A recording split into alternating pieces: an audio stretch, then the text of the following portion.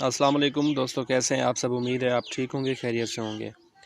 आज हम बात करने जा रहे हैं कि हम किस तरह से किसी के व्हाट्सएप का जो है वीडियोस, ऑडियोज़ एंड जो कॉल्स वगैरह या मैसेज कैसे देख सकते हैं अपने मोबाइल पे विदाउट एनी परमिशन।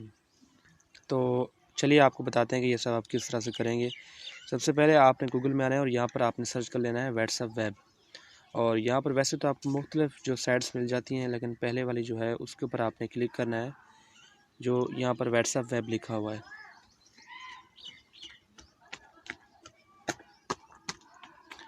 यहाँ पर आप देख सकते हैं, यहाँ पर हमें एक क्यूआर कोड शो होता है। अब यहाँ से एक गेम शुरू होती है जो कि मैं आपको समझाने जा रहा हूँ। यहाँ पर हमें एक क्यूआर कोड शो होगा। तो नेट का प्रॉब्लम है, कुछ सेकंड लग सकते हैं। तो आप देख सकते हैं यहाँ पर हमें क्यूआर कोड शो हो गया। अब जो है मेन चीज़ मैं आपको बताने जा रहा हूँ वो आपने मिस नहीं करनी। ये आपने उसके मोबाइल में सर्च करना है जिस मोबाइल में आप डेटा वगैरह देखना चाहते हैं।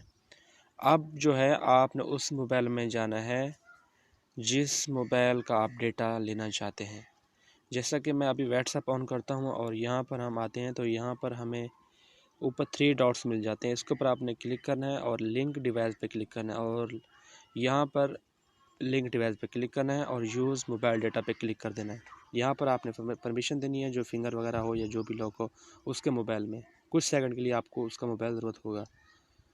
तो आप देख सकते हैं यहाँ पर जैसे ओके करेंगे तो उसके मोबाइल में जो आपने अपने मोबाइल में जो आपने किया होगा, तो वहाँ पर आपने क्यूआर कोड स्कैन कर लेना है और उसके बाद आपको उसकी तमाम का तमाम डेटा शो होगा।